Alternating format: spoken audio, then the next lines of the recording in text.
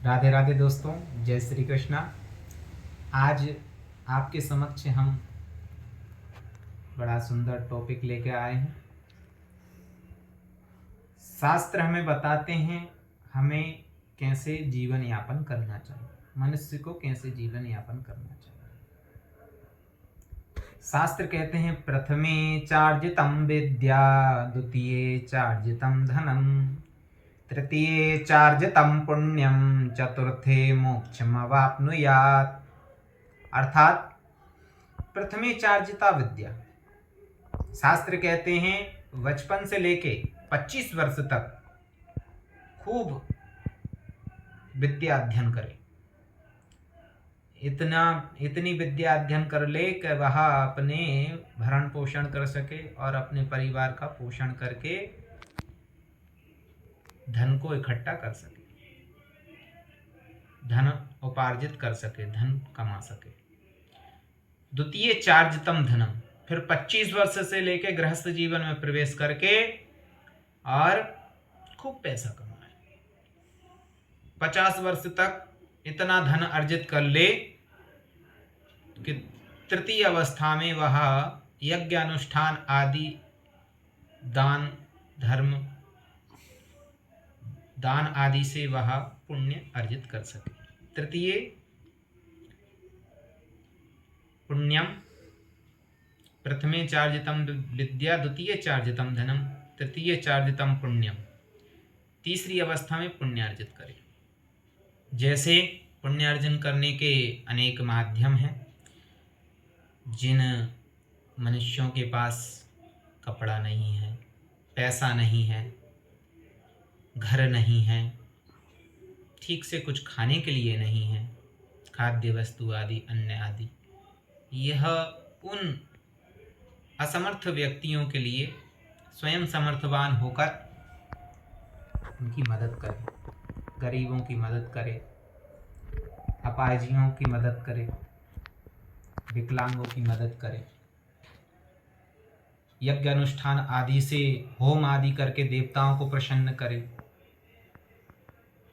उसके जो अधिकार, वह जिस वर्ण का है उस वर्ण के अनुसार वह यज्ञ अनुष्ठान करके अपने पुण्यों को अर्जित करे। पुण्यों को अर्जित करने के बाद फिर 70-75 वर्ष तक ऐसा उस धन से पुण्य कमाए।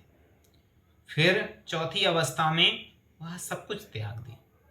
ऐसा नहीं कि घर से जाके जंगल में रह के और हमने तो सब त्याग दिया तो हम सन्यासी हो गए, ऐसा शास्त्र नहीं कहता है। शास्त्र एक तो ये भी मार्ग है कि घर को त्याग के, सभी सगे संबंधियों को त्याग के वह नर्मदा जी किनारे अथवा गंगा किनारे, वृंदावन, काशी, बनारस आदि पुण्य नगरियों में चला जाए, ऐसा भी है शास्त्र में। लेकिन शास्त्र की सबसे बड़ी बात यह है कि वह अपने मन से सबको त्यागे।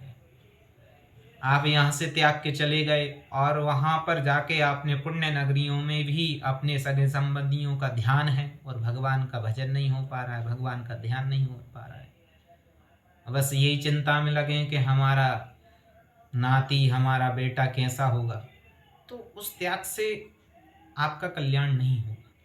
शास्त्र कहते हैं त्यागे, लेकिन मन से त्यागे। वह मन में त्यागता हुआ, मन से त्यागता हुआ अगर घर में भी रहता है तो वह महापुरुष, सज्जन पुरुष एक दिन भगवत प्राप्ति कर लेता है। कलयुग में ऐसे अनेक भक्त हुए। कबीरदास जी महाराज, प्रियदास जी महाराज घर में रहते हुए भगवान को प्राप्त कर लिया।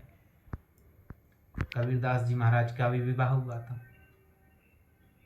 ऐसे कई भक्तों का दृष्टांत कलयुग में आता है, जिन्होंने विवाह आदि करने के बाद घर में ही रह के ही भगवान को प्राप्त कर लिया। वो कैसे प्राप्त किया है? वो इसी प्रकार से कि सबको त्यागते हुए भगवान में ही मन को लगाया है। कर्म सभी प्रकार के किए हैं, अपने बच्चों का भी पालन करना, बीवी का भी पालन करना, घर परिवार संबंधियों को भी देखना, लेकिन इनमें मन नहीं लगाना। मन हमेशा ठाकुर जी के चरणों में लगा रहना। हरे कृष्णा कृष्णा कृष्णा हरे हरे, हरे राम राम राम हरे हरे। निरंतर भगवान के नाम का ही जाप मन में करता रहता है, मन सदैव उसका भगवान के चरणों में लगा रहता है, ऐसा भक्त घर में रहते हुए भी सन्यासी ही कहलाता है और वह अवश्य ही भगवत प्राप्ति कर लेता है, भगवान को प्राप्त कर लेता है। तो यह शास्त्र जिस प्रकार से हमको समझाते हैं, कहते हैं, वैसा हमें करना चाहिए, तभी हमारा कल्याण है। नहीं तो जैसे मनुष्य, जैसे जानवर होते हैं, जानवर भी अपने बच्चों का पालन पोषण करते हैं, जन्म देते हैं, उनका पालन पोषण करते हैं, वैसे ही हमने भी यही किया तो कुछ नहीं।